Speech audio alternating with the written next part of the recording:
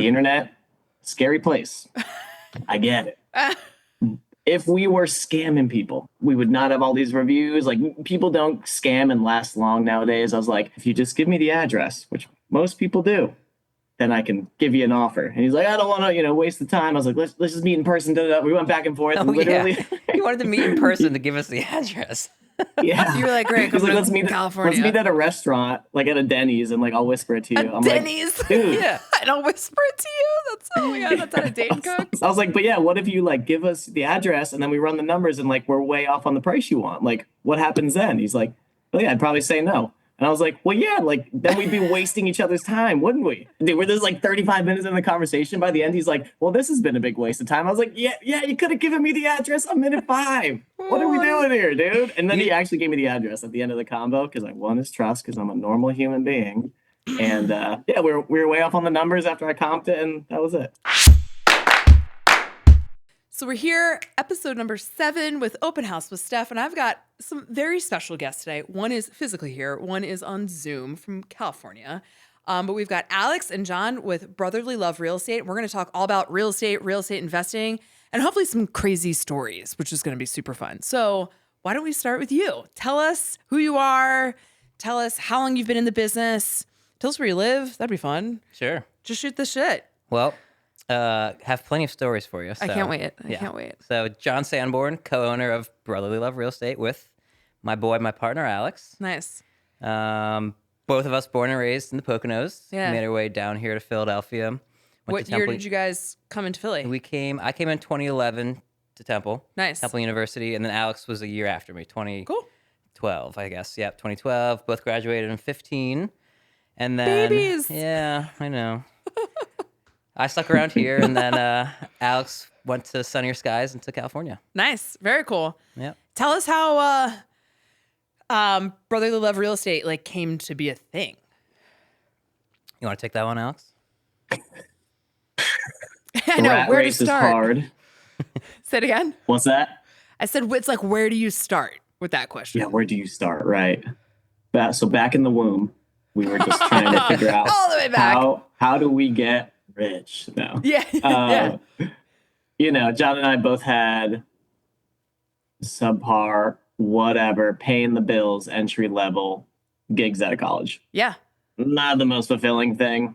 Trying to figure out life, looking for a direction, trying to figure out what we want to do and how to get out of this rat race. Yeah. I was teaching these dudes at car dealerships on how to use software that didn't want to hear a peep out of me, didn't want to hear a word out of my mouth. John was working at like a discount grocery store, chasing people who were stealing shrimp out of the shrimp aisle, out of the stores, and like all sorts of stuff. Crazy stuff. Oh my God.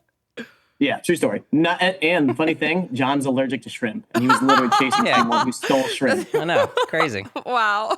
That's hilarious. Yeah, what a guy, right? He's literally chasing someone who stole something that he's allergic to, but he's like, no, for the store. It's fighting crime. So, sign of a good partner right there. That's why I was like, hey, that's, my guy. So funny. But we both read Rich Dad, Poor Dad. We're like, okay, this kind of makes sense. Financial independence, rental properties, buy a couple, and you're golden. And you can sit back and you get mailbox money and, ride off into the sunset. We did find out a harsh reality of, when you have expenses on a rental property, like a mortgage. And then also when you own properties in Pennsylvania, specifically Philadelphia, that are older. They're built in, 1,000 years ago. Literally 1,000 years ago. Things break. Things break all the time. Yeah. So anyway, that's how we got our start. And we were both just trying to tool around how we're going to do it. John was, he's more familiar with Philly. I was familiar with Philly. John moved back to Philly. We're like, let's just try and buy a spot together. We came across an opportunity on, I think it was auction.com. It was like on the MLS, but it was also on auction.com. So it was like up for a bid. Yeah. And we had zero. We had hardly any money. Pulled in 2 other partners. Nice. Went in on it together. And that's how we got our start. That is a great story. And so how old were both of you guys when you bought your first investment property? That would have been 2017. We were probably 24. That's, if I had to guess, something like that. Give or take. That's pretty cool. And this is a loaded question. Did your families think you were like crazy? What kind of feedback were you getting from your people, from your network? I don't even think I told mine. I just, It's just they don't know what I'm doing. bought a house. Yeah. Nice. Same. Yeah, it was just like, we're just gonna do this thing. I think I told them a couple years ago or years after, and they were like, "Oh shit, where can I curse so much?" Oh, So but yeah, how long did you guys keep your full-time jobs before you could comfortably actually call this a career? Yeah, great question. It was a little different for both of us. So I got licensed as a real estate agent Nice. at very beginning of 2017. So that's when I quit my W-2 job. Okay. I was working at the Target on City Ave over here, Okay. just as like a mid-level manager, and hated it. Yeah. Yeah. It's hard Yeah, work. it was like when I was quitting, the manager was like, "Are you sure you don't want to stick around?" And he was currently, when he was saying this, like stocking diapers. Oh. I was like, "Bro, no, I don't want to be stocking diapers the rest of my life. Like, Yeah. make $100,000 a year, but like, I'm not doing this." Right. So got licensed 2017. That's when we bought our first burr property to buy, rent, whatever, refinance, Yeah. Yeah. repeat. That's bigger pockets, right? Yeah, that's that term, whatever. So anyway, that was 2017. I just stayed licensed the whole time. So that's kind of been my, I guess, between 2017 and I would say like probably 2021. That was where I made like the most of my income, and maybe probably until 2021, until we started really taking off. That's really cool. Yep. And then Alex's was a little different. What was your story? well, we were doing it part time together for a while, John and I, and then I had a travel sales job. COVID happened. Travel took a massive dump. Obviously, Yeah. People were Sideways not turn. getting Yeah. on. Yeah, people were not getting on planes to go places. So kind of just lost my job. And we were already doing it part time together and just trying to do some flips and some more transactional stuff to also pay the bills alongside the rental property Okay. things that we had going on. And then that's when, so 2020 for me is when I jumped in full time. So this is like not that. It's a like relatively new business. Relatively. Yeah. I mean, we had formalized it in 2019, Okay. but like Alex said, he wasn't full time until COVID. So COVID was almost like a blessing for us because that kind of forced Alex to take the leap full time into the biz, and then that's when we really took off. I think COVID. Yeah, obviously, there was a lot of horrible things, but I think sometimes you need like a crazy scenario Yeah. to show you what you're capable of and to like just kind of force that next step of, okay, we're going to do this. 'Cause Absolutely. You just don't have any other options. Yep. So are you both licensed? I'm licensed in California. Cool. And what Yep. percentage of your business is Philly, California? No, 100%. 100% Philly? Right now. Well, like 95. 95. Yeah, we're doing some national stuff marketing wise to all states in the industrial space. So we're looking for like Oh. warehouses, flex Smart. space, things like that. Yeah. I've only done one deal, but trying to do a lot. So What about flex and industrial space is appealing to you as opposed to, I think what people think about, being a landlord and investor, they're like, I'm going to buy a property and rent it out to my friends. But that's a whole different pivot. What about the industrial spaces appealing to you guys? yeah, good question. Bigger properties, so maybe a bigger margin if we're doing a flip. Yep. That was definitely something that kind of caught our eye. Okay. Also, just dealing with so many headache tenants in Philadelphia over Yeah. the past 12 months or so. Having one roof and like a solid, like, I don't know, business like a Walmart or like just some company that you can really rely on that is your tenant also sounds quite nice. Yeah. Triple net lease, putting the insurance, taxes, and especially repairs on the tenants is something that is really, for me, where I'd want to be if I'm going to own some more properties. What are your degrees in? What is the education you guys have to have such what I think is like a really impressive business? I graduated with marketing. Okay. Any finance? Alex was entrepreneurship. Entrepreneurship. Yeah. Okay. Right on the nose. I think that is just like such I don't even know, just such an interesting perspective because I think a lot of people assume that you have to have all this experience, but really, I mean, and not to sound like David Goggins, but you really just if you work hard enough at it, you can figure it out. Oh yeah, you're constantly learning. I mean, there's stuff that we're learning this year with our taxes where we're like, oh man, we need to learn this better. Like when we're this many years into the business, so For you sure. just start doing it and mess up, and then learn and keep going. I have a really good accountant who's also heavily involved in real estate. If you need her name, we'll give her yeah. a shout out. All right, sounds good. Nice. So speaking of learning experiences, tell me a few of them. Tell me a few of these crazy stories. Oh man, I don't want to lose the audience because some of them are pretty long. We can always edit. Oh my gosh. I mean, just in this world of real estate, especially that like what Alex and I our niche is with working with people who they always seem to find themselves in kind of oddball, wacky scenarios. Like Always. they inherited a house, they inherit the house and there's a squatter in it. Or they, just all these weird like, hey, I lost my job. I need to move to Louisiana Idaho. in like 2 weeks. Yeah. Right. It's like, okay, like here we go. Right. So The people part of the job. yeah, the people part of the job. So you're always running into just interesting and oddball scenarios. But I mean, do you want to like the specifics of what we find in houses? I think I would like to know what's like the craziest house that you've seen. And are there any homes that you like truly regret buying? Are there any deals you really regret? No, we've never bought anything that I regret. It's good to know. Yeah, I don't think so. But you, Alex? Never a regret. I mean, I can say that from behind the screen in California. John's the one trudging through these places because Fair. he's a saint. So, I can't smell the smells he's smelling on the day, but, no regrets. He's like, yeah, it looks great. I'm on the beach. We're doing fine. Yeah. Yeah. He's out surfing. Yeah. And I'm like standing in sewage. Been there. Yeah. No regrets buying anything. What was the other part of the question? What's the craziest house you've bought that you've seen? You're like, the I don't know craziest why house? we're doing this. We did one recently. So owner, he inherited the house. He Okay. lived in like northern Jersey or New York or something. He had like a really well-to-do job. So money wasn't a thing. He was like, look, just make it easy on me. Whatever you can get me, get me. I really don't have time to like come down and show you the house in Philadelphia. So like, if you can just throw me an offer. So we just did totally sight unseen over the phone. Like I checked the city website. No violations. Did a drive-by. It looked fine from the outside. I'm looking in the Drive-bys. windows and stuff and like, all right, looks fine. We close. So like, make the offer, sign the paperwork, 30 days later close.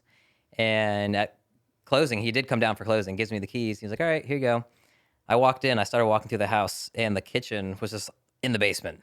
Like the first floor was like gone pretty much. Oh my! I was just like, whoa, you totally forgot to tell me about this. Yo. Because he said like, oh, it's structurally fine. Like I was there, like my nephew was there 6 months ago or something. So that was unfortunate. That wasn't the worst house I've ever seen because there's been houses where I've seen that are worse. Yeah. Another one that comes to mind is from the outside looked fine. The front looked okay. Had all the windows and door. And I walked in and there was no roof and no back wall and no second floor actually. It was just like 3 walls. That was it.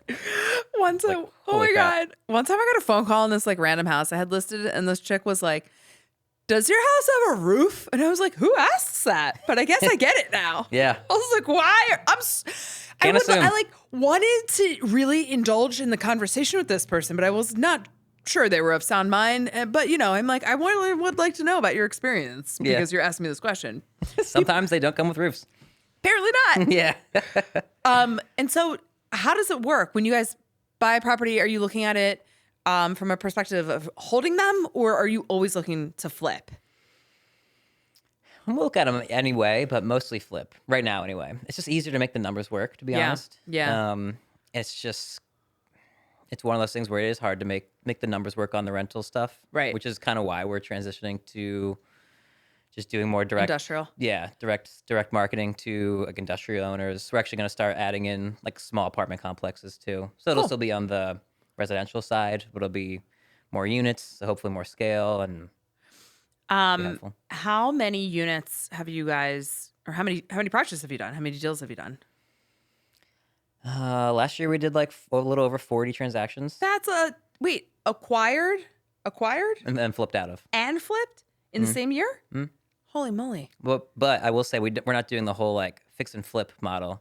It's more just like buy, clean out, then sell. Or like buy, clean out, clean up, like hire a cleaner, come in and like do a deep clean and then sell. So it's a little bit different of a model. It's not necessarily like the whole like we're hiring the contractor and the GC. Yeah. I was and going like to say. not doing that. Interesting. Yeah. That would be crazy. That would be like 40 flips, like 40 fix and flips would be. I was like, where's your staff? Yeah, That's no. insane. Yeah, that'd be way too much. Okay, and so where do you find your deals? This man right here. Oh, Yeah. you're the People find us. the brainiac. Very fortunately, it took People a while to find get there, you. but SEO is probably the bulk of our leads today, We which should is talk. great. So people search their issues on the internet, typically Yes. Google, sometimes YouTube. And we're usually one of the first websites to pop up if they need to. Like people type in their exact issues. It's pretty cool because we get to see like what the exact thing they search. It's all part of Google, and they spit out that data for you on the back end. So you'll see people say like, sell my house with squatters that burned down yesterday, and then I built it back, like all the whole diary that they type into Google. You get to see, which is helpful because then we kind of know like what people's needs are, what people are searching, and we can tailor our content toward that and help them find us a little better. So if there's anybody that's, listening to this podcast and is like, yeah, these guys sound like a good fit. Well, I guess a good question is like, what is the right deal for you guys? What does that look like? Typically something that does need work, that is like pretty beat up or clogged with a bunch of crap. Okay. Like we don't really want, a move-in ready house because it's hard to monetize, make money. Sure. So But like with a kitchen or a kitchen in the basement? I mean, hey, we would look at anything. It does have to be priced right though. Like, Fair. Like thankfully with that example, like the offer I made, it was low enough where one of those big issues could be in there and we would still be profitable. So Nice. like we were able to flip out of that and be profitable. Nice. Yeah. But yeah, ideally like dated, needs a clean out, maybe has a problem person involved, like a squatter or like a problem tenant or something. Huh. Yeah. And you feel like Philly has got that. Philly has plenty of those I don't even know what the word is. problem properties. Philly has got it. Yeah. For but better, for worse. No shortage. Well, listen, real estate is like a people business, and Yeah. people need to buy and sell for all sorts of reasons. And sometimes they're embarrassed of the condition of their house. They don't want it to go on the market. They just want to sell it to somebody like you guys. Exactly. So where do you find where are most of your deals being done? What neighborhoods of Philly? Probably the ones you'd expect. Rittenhouse, Chestnut Hill. I'm kidding. I was like, what? Say what? Your face. No, like Guys got jokes. North Philly, West Philly. Got it. Some Okay. South Philly. Okay. So All right. Yeah. This is like cool because this is the first time I've really heard of this concept. Would you guys consider yourself wholesalers? Mhm. Okay. yeah, that's how we probably flip out of maybe half of those transactions. I was gonna say. Would be like just on a wholesale assignment or like buy it and sell it in the same day, or some of them are like buy it, clean it out, get the cleaner in there, and then put it back on the market. I have a property that I bought. It's just a lot. I joke about this a lot. Haha. I didn't mean to do that. But I do joke about it. And it is in Grace Ferry, which I'm really bullish on, frankly. Okay. All right. And I bought it through a wholesaler. I Okay. think it was New Western. New Western. Yeah. Okay. Yep. Do you guys do any stuff down there? In Grace Ferry. Yeah, we actually have a lot for sale. I guess it's almost Grace Ferry or Point Breeze. I guess it's Grace Ferry. Yeah. You have a lot for sale right now? Hmm? What's it priced at? Like 45K. Super small. It's like barely buildable. Ugh. Yeah. It's the worst. You don't want it.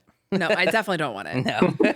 No. I bought a lot because one of my builders that I work with was buying a property in the area and selling them. And I saw what he was doing. And I was like, I'm going to go buy the next one. Yeah. Why not? Okay. And just see. So what, you bought it and you're just like sitting on it right Just now? sitting on it. It's Yeah. not the best investment, but That's all right. what are you going to do? Yeah, we have a couple of those too. Yeah. Just buy them. You're like, I don't know. I'll figure this out later. Yeah, exactly. Exactly. Yeah.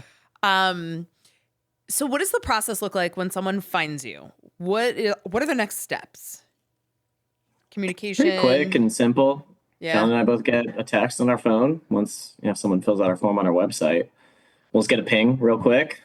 first one to the lead gives them a ring. We try and get them with, give them a call within the first 60 seconds if possible. And then we've been doing it for so long at this point. Fortunately, we're able to save John a lot more time than we used to. We're not sending him on meetings where he's going to go spin his wheels or just drive across town when it's not worth it. We did a lot of that, a couple of years ago. But at this point, we're pretty good at vetting, just like, okay, this can work for us or it can't. And then just learning about really the person's needs and like timeline, I think are big ones. We'll dive into the weeds with them. A lot of people, right, it's their first time selling a house or they inherited the house. Right. They don't know what to do with it. They have 7 siblings. They're only in contact with 4 of them. Oh my God. And at that point, John literally puts in his investigator hat on and we're like searching people's names and numbers on the like online, trying to find them, giving them a cold call. First being like, your sister Rachel's trying to sell the house. Well, I don't know if that's like literally it's crazy. John, how like half of John's job is like investigatory, like let's make this actually even a sellable home. Let's get everyone on board, and then maybe at that point we can potentially have a deal. So we've done lots of different shifting, and John's climbed plenty of family trees and shaken the branches, and tried to make things. We really made a lot of deals happen that I think we would turn down in previous years, and John's like made it happen, which has been pretty rad. Oh, kudos to you. Next, I did think of a really good story that Alex just reminded me of. Go ahead. We'd love to hear. Okay, so this is a fun one. So I was at a past seller's house. He was like, "Hey, we had sold a few of his houses a couple years ago in South Philly. This was up in the Northeast. He was like, come over and check out my house, see what you can get for it for me." I was like, okay, sounds good. So I went to the house. I was meeting him, his roommate, and his roommate's friend. In like 2 years of like not seeing this guy, he got really weird, and the roommate was really weird. It was very awkward, not fun meeting. But the friend of the roommate was like the most normal one there, and I was like kind of talking to him, and he was like, "Oh, actually, my buddy's wife's mom passed away. You might want to consider this house." And I was like, "Okay, sounds good." He's like, "Oh, I can't remember the address though, but I know where it is. I'll show you." And I was like, get in a car with the stranger. So he gets in my truck and we're driving to this house. We're, talking, whatever. And we do get to the house. He's like, "Okay, here's the block, here's the house." So he was right. And we peek in the windows and it looked clogged, full of stuff and pretty beat up. And I was like, okay. He then gives me his buddy's wife's phone number. Uh-huh. I just call her out of the blue, like, "Hey, this is how I got your number, yada, yada." I kind of know a little bit of backstory. And she's like, "Hey, look, I would sell you the house, but I hate my siblings. And I'm not talking to them. I'm not even giving you their information. If you could figure it out, I am down, but good luck finding the other 2. And I was like, okay. So she even give you the names? Yeah, I think she gave me the name of her sister, but not even her brother. Wow. That's so sad. Yeah, it was sad. So I was like private investigator, Dr. Phil for like a couple months, like I had to like find the sister, break the ice, find the brother, break the ice. Like, and I did they not know that someone had died? They knew their mom died. Okay. Yeah, but just none of them were doing anything about with the house. It was like a couple years just sitting there empty. Yeah. So they were just like, "It's fine with me if the other freaking 2, blah, blah, blah." They all would like bicker. Hate on each other. But like I was the glue intermediary, that they were able to trust. And yeah, we ended up closing on that. And it was, we actually probated the estate. We fronted for them to probate the estate. Like we hired the attorney. Right. He did the whole thing for us. Right. And then finally, whatever, X amount of months later, we were able to close on it. Was it worth it? Yeah, absolutely. Oh my God, that's awesome. Yeah. Good for you guys. Nice. And you're actually like really helping people. Oh my gosh. That house, I guarantee that house would still be sitting there. Yeah. Yeah. And did each sibling get like their designated amount? Yeah. I think they all made like $30K. For not doing anything. That's so cool. Yeah. Huh. Look at you guys. Yeah. Saving people's days. A lot of those we end up doing. And it's a process. But yeah, it's like Dr. Phil meets private investigator meets like real estate people. I have a good friend who does something like that as well. His name's Joel Garfinkel. I don't know if you know him at all, No. but he does a lot of Delco stuff, some Section 8, in that area, and it's a puzzle. Yeah. It's a puzzle. It's like a real life game. How do you guys handle and battle? Because I struggle with this often. Is like, I would imagine people think you guys are scam artists all the time. Maybe not. So this is funny. We don't usually get that, thankfully. I think it's because like we're not doing a lot of outbound marketing. Like we are to the larger industrial stuff, and you know, some people obviously give you the rude responses every once in a while, but like not a lot. But yeah, hardly any off of our website because they're coming to us. They see our like over 60 5-star reviews on Google. They see like Alex and I on the website, our YouTube videos. But Alex, we had the lead last week or over the weekend that Oh my God. yeah. This was so That was funny. a night. That What was happened? so annoying, that phone call. I was like, I also hadn't eaten that day. Yeah, I and get it was crabby. like noon by me. I was sitting in the parking lot about to go into the grocery store Saturday, the grocery store, trying to shop for the week. Phone call comes in. It's off our website. Pick it up. Oh my God, this dude, I was pulling my hair out. He would not give us his address for the house he wanted to sell. He's like, yeah, like I know that you guys, I see all your reviews, but like people just, I just don't want to get scammed. I don't want to Yeah. get a lot of phone calls, whatever. I'm like, and I was very understanding for the first 15 minutes of the call. So I started getting real hangry. And I was like, sir, totally hear you. Sir. The internet, scary place. I get it. If we were scamming people, we would not have all these reviews. Like people don't scam and last long nowadays. I was like, if you just give me the address, which most people do, then I can give you an offer. And he's like, I don't want to, waste the time. I was like, let's just meet in person. We went back and forth. Oh, Literally. yeah. He wanted to meet in person to give us the address. Yeah. You were like, great, He's come like, to let's meet California. at a restaurant, like at a Denny's, and like I'll whisper it to you. I'm Denny's. like, dude. Yeah. And I'll whisper it to you. That's oh my God, that's how a Dane I cooks. was like, but yeah, what if you like give us the address and then we run the numbers and like we're way off on the price you want? Like, what happens then? He's like, well, yeah, I'd probably say no. And I was like, well, yeah, like then we'd be wasting each other's time, wouldn't we? And I was like, you can just give me the address because I don't want to waste your time. I respect your time, sir.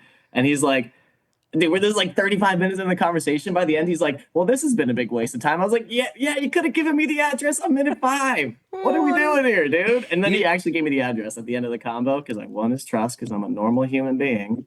And yeah, we were way off on the numbers after I comped it, and that was it. Well, if I'm being honest, I thought your email was a scam to me. So I was like, where are these guys? Then I was like, I'm so sick, I can't even figure it out. And then I was like, oh, that's so nice. I thought you were asking me to be on your podcast. I was like, neat. No, I was like, no, they're asking me to be on my podcast. And I was like, huh? I was like, why? And I was like, this isn't right. That's hilarious. But here we are. Wait, so why'd you respond if you thought we were a scam? Well, because you wanted to be on my podcast. And I was like, like every lead, you never know where it goes. I actually got a lead to so I have this shitty website on host. The website's beautiful, but the algorithm, the whatever, it's through just like a real estate platform, and it's, not doing me any favors, except for it does bring in some entertaining messages. And I got one that was like, I'm not sure if this is real, but you just, when you're in our industry, like you never know. Yeah, you have to roll with it until you like, weed out any. Yeah, yep. Sometimes people hear about me and then they Google me, and I have, a relationship with someone that they know, but maybe I don't know them. And it's, the only thing I have in this business is my reputation. Anyway, I got this lead. Where was it? It was basically, damn, hang on. Yeah, you got to find this now. I'm on the edge of my seat. Luxury lead. I don't know. This chick emails, it's like every real estate agent's dream. They're like, hi, I see you online. And you're like, okay, this is working. Yeah. And you're like, I see you.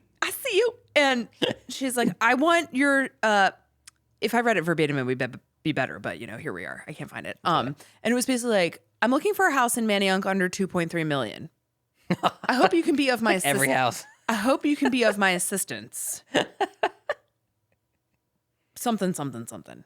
I'm like, I think I can help. Yeah. So then here's step 1 for me. I always take the phone number that's left and see if I can actually text it through an iPhone. Oh yeah. And it worked. Yep. Okay. It worked. Okay. I Real was number. like, hi, this is Steph. I got your lead, or Yeah. I got your inquiry. Like, this is my process. I really do require us to talk for a few minutes on the phone. Yeah. Yeah. Then the next test. Great. Send me a few times, dates. I'll be amenable to them. And I'll send them a Google link so I can see their face Oh, nice. for 10 minutes. And, Yeah. you know, I will also say this, like, whether it's just being a professional or whether it's vetting out if something's a scam, the one thing that's a huge pet peeve of mine is when people are disrespectful to my time. Yeah. And I moved a meeting to make it work for this person. And I confirm, I sent a Google thing, I confirm, hey, sorry, the time change really screwed me up Oh, this was yesterday today. or today? Yeah. Today. I was like, great. Really screwed me I up. said, thanks for letting me know. Yeah. Where do we go from here? Yeah. Where do we go from here? How's your budget? 2.3 million, but you can't keep track of time. Well, I also think I mean, I have a lot of thoughts, and I work with so many people across all different price ranges, but I'm very clear about this. I don't work with people who are assholes. Mm-hmm. I don't work with people who do shitty things, and I really need people to follow a plan. But I will let you guys know if this lead works out. And be Yeah. like, guess what? I just sold this $2.3 million house in Manayunk. Just kidding. They bought the whole. They bought the Yeah. whole town. Yeah, whole neighborhood. Hilarious. Yeah, I've also gotten some crazy voicemails on my phone. You know, damn, when your information's everywhere, Yeah. You don't know where. just ask for it. And I get that. Yeah. So anyway, I digress. But I think you like Those are great tips, Steph. That I never thought of doing those things to vet out if the person's real, and that I bet that does save you tons of time to It vet out does, the and big ones. there are a lot of scams now. I mean, title scams, mortgage scams, Yeah. We got the QuickBooks scam. Remember that one, Alex? what? Yeah, What was God. that? That was recent for us. Yeah. Damn. Yeah, we use QuickBooks for our accounting and taxes and stuff, and it's just like really legit looking phishing emails where it's like they take the logo, they paste it, they do this, they that, and they're trying to get you to click the link, and that puts a virus on your whatever, steals your stuff.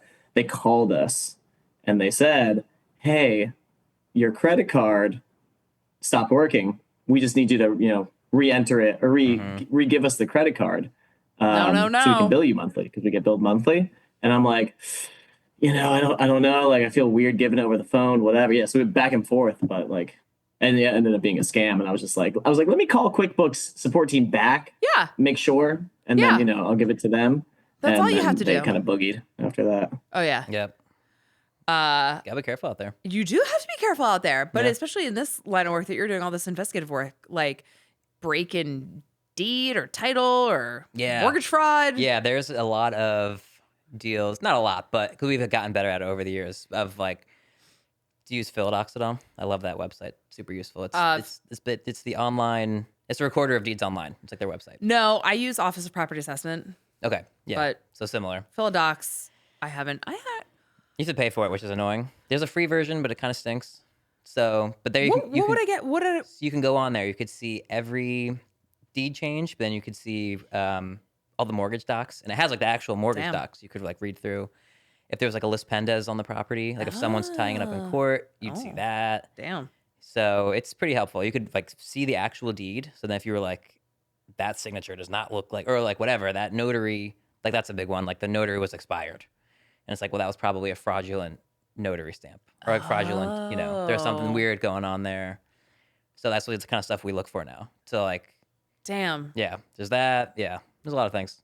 Actually, this is another good story. Someone tried to sell us last week their adverse possession position. I don't know if did I tell you that, Alex? No.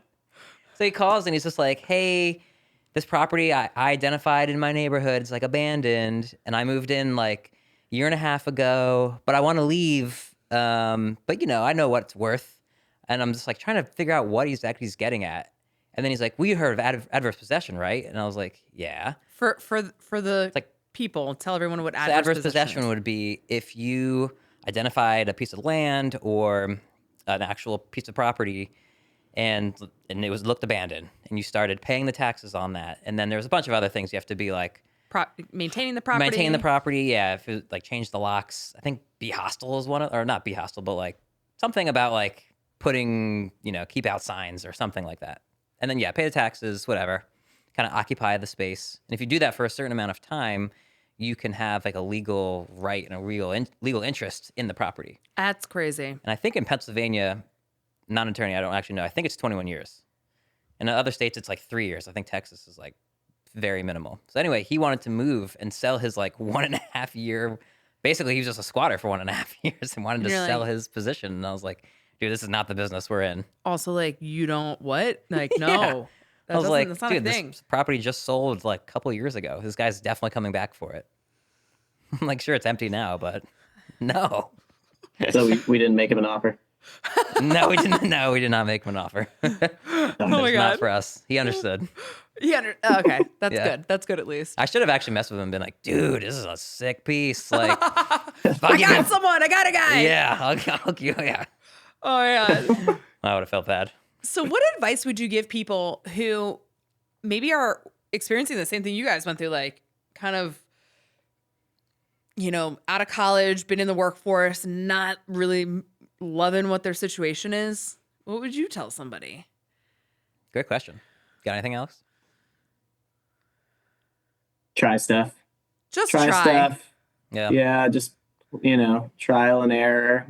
Key and try to first like define what if you have an end goal, whether it's financial goal or a lifestyle goal or a mix, try and define that and then find a path or try and identify a path that can get you there.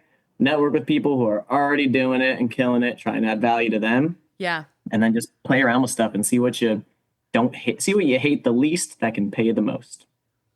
Yeah, there you go. Do you guys like really love what you do?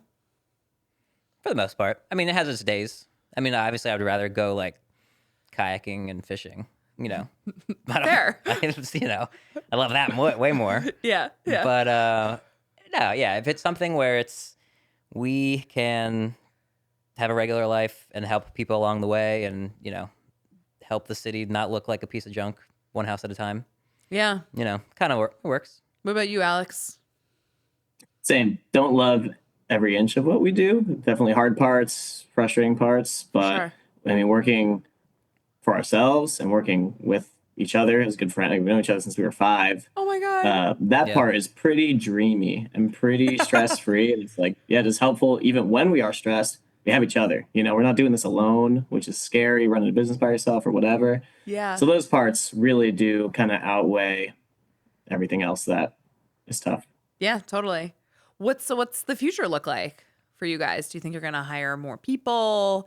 Do you see a different direction of your business? I know you talked about industrial. Yeah. If there's any transaction coordinators out there that want to join Brotherly Love Real Estate, let us know. I bet there are, actually. Or an executive assistant. I think that's what we need probably the most, is just someone to like help keep us organized. Yeah. Transaction coordinating, I pretty much do all of it for us now. And it's something where it's like I need to let someone else handle that. I could probably help you with that. I have some good recs for sure. Okay. I'm also looking for an executive assistant. Yeah. Just like it would be so I'll keep you helpful. posted on how that goes. We can split one. Actually, that's not a bad idea. Yeah. All right, I just interviewed someone today, to be continued. Yeah. So what's on here's a good thing. What are you guys thinking about looking forward? Here are some big questions that I actually really would love your perspective on, because it's a different perspective. Interest rates, the market, the economy, tariffs, like how does all that maybe play a role in your business? And what do you guys generally think, or how do you think all those things are going to like impact real estate? Loaded question. Yeah, as far as like on the lead side, like there will always be people that need to sell their house. Yeah. And whether it's like we're in more of the like as is cash, or you're more like on the retail side, like that's always going to be a truth, which is helpful. Sure. I think. So if you're on like that side of the coin, I feel like we get impacted a little less. You do. Your business probably goes up. Yeah. And I was if the gonna say, economy isn't doing great. yeah, I would agree that like for us, we're kind of insulated, thankfully, which is good. Now we're going to obviously be capped or not be able to sell a property for as much Sure. To either a buyer who is going to do the fix and flip or an end user who's going to live in it. So like we'll be, won't make as much then. But as far as like the lead flow, that probably won't slow us down all too Nice. much, which is good. Yeah. What about the economic environment? Like if tariffs come into play, do you think that'll take a toll on your specific business? Alex, want to take that one? Yeah, I mean, I agree with what you said, John. It's like when people really need to sell, they're going to sell no matter what, even if it's not for a price they're stoked about, just if they need to get out of a situation. And it's the resale side that I guess will be more impacted on, right? If Yeah. like people are just scared, it seems, right now in the economy agree. with the tariffs and whatever. And like, real estate's also been on a tear, maybe not like the past year or two in Philly, but like, 2010 to 2020, overall up. So it's like, what goes up must come down, and it'll go back up. So people might be, and with the new administration, people are probably holding their cards a little more and just, not deploying as much into the market or holding back a little bit. So those are all realities that just in real estate we are experiencing right now. It's hard to say though. I think people are just kind of waiting to see what the real thing is, and a lot's being said by administrations and being put into place and then taken back. So it's very much like a wait and see period, it seems like. It's so interesting because in real estate, there are so many facets of it. Like what I do is so different than what you do. And like, I look at a market differently because the consumer is different. Right. But there's one constant, which is people typically sell when they have a life change. Like people who need to sell. Yep. And, in my world, in the resale world, sellers are doing incredibly well. But even some of them, like there's this story being told that every seller out there in the world is just trying to make the most amount of money. And it's just not the truth. Yes, that is part of it for a big group of people. But a lot of times people just need this to be kind of done. They need help. They don't know what to do. They've never sold a property before. And it's stressful. It can be stressful. So no matter what the market does or what the administration does, to your point, that will ring true in all markets. And I also think because of the access to social media and the news 24/7, I just think consumers are like a little easier to, I don't know, it's almost like we all in unison just like make a decision and like halt collectively. It's like, did you see what happened today? And everybody's very reactive. Right. But it's like, think about it. We had a national, like international pandemic where I was apparently breaking the law if I was showing a house. Yeah. That's wild. I remember those times. Yeah. And then it's like, wait, what about that? Did that happen? Are you seeing a lot of people looking to sell that bought in like end of 2020 or like especially 2021 or maybe the beginning of 2022 that bought at a certain price and are now selling at a lower price? Have you seen a lot of that, or they're like barely breaking even kind of thing? Depends. Yes. I'm not seeing a lot. Like I probably do about 30 deals a year. So my city people who bought in like 2020 or like 2019 or whatever, they're just like naturally making that next move. Yeah. And they don't have to sell. Right. Because they have that low interest rate. But they would like the parking, or they want the yard, or they want something else because they're going crazy with their 2 kids, Yep. And some people, here's actually a more interesting trend is I'm seeing this more in the suburbs. It's like people bought in 2023, 2024, and they're selling. It's like because the mentality was, and I appreciate what I'm about to say is not for everybody, but those buyers that were so desperate to get their kids into school with historically low inventory. I mean, we're at a deficit of almost 2 million units nationwide. They just said, we're going to buy the house now. And when the right house comes up, we're going to jump. Oh, that's interesting. Yeah. And I feel like you probably do more in the suburbs than we do, but if they bought in say 23, there's a chance they could sell in 25 and still do great. Yeah. Not like fine. the city. The city is not seeing that. Right. The city, unfortunately, I got into this business in 2011. My very first sale, I watched a seller bring like $100,000 to the table. Whoa. I was like, I don't get it. I thought you make money when you do this. Holy moly. Yeah. And your first one. That was also, it was my first clothing. Whoa. And that was also with a mortgage company that like went belly up and they couldn't find the mortgage. Yeah. Okay. We've had that problem before too. Yeah, you're like, yeah, it's lost. Yeah. It's just like You're you're like, hey, calling. wait, how do you lose a mortgage? Yeah. Like, It's just crazy to think about. Like some big bank or whatever, some big rich person would just be like, actually, I'll send you guys a podcast. It was crazy. It was like, I think it was the New York Times did an article, or maybe it was like the Business Journal or something. It was fascinating. It was titled like Ghost Mortgages or something. Yeah. And I don't know that, but I gotta say, it was crazy. This story about basically when you put a property in arrears and you get these notices, and how these companies were really predatory at the time. So crazy things happen. But I would say, to answer your specific question, I'm not seeing people do that in droves, but I am seeing people like, yeah, they're choosing to exercise yes, I will move to the suburbs. I will move to the bigger house. I'm going to give up my lower interest rate. But man, I'll tell you, we still don't have enough of them. There's like 3 months of inventory in the city at most price points. Mm-hmm. It's not a lot. Mm-hmm. So do you guys have anything I can sell? I got some buyers. Maybe. I'm kidding. And yeah, I actually have a multi-unit that, I think is interesting too, from that perspective. Like typically when the stock market isn't doing as hot, which it's been a little volatile over the last couple of days, people do tend to run to real estate because it's a safer investment. However, if you fear that the income faucet's about to be shut off because of your job, you're just not making a move. Yeah. And we've, been hearing a lot of that in the news, so who knows? Yep. Anywho, what other parting thoughts do you guys have, or anything that's helpful that you think anybody here that's listening should know about you guys? Parting thoughts.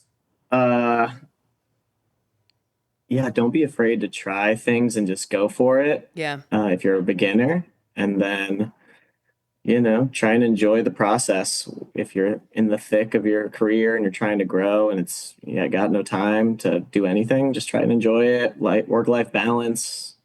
And, it's not worth getting too stressed out about. We're all just here living. I'm going to take your advice. Yeah. He's a California guy. It's easier for him to Yeah, say. you're very zen over there. Yeah. It's nice. You are might not be wearing an wearing Eagles pants right now. sweatshirt, I so don't it's know. fine. What about you? Yeah, I guess that go, Alex. Just if you're thinking about not even getting into real estate, but just doing anything. Yeah.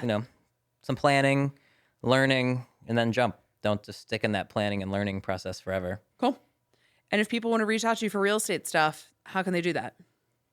brotherlyloveproperties.com. Cool. Thank you guys. This is so fun. Thank you. You'll have to make a trip to This is Philly. awesome. We'll take everyone out to dinner. It'll be fun. Young John!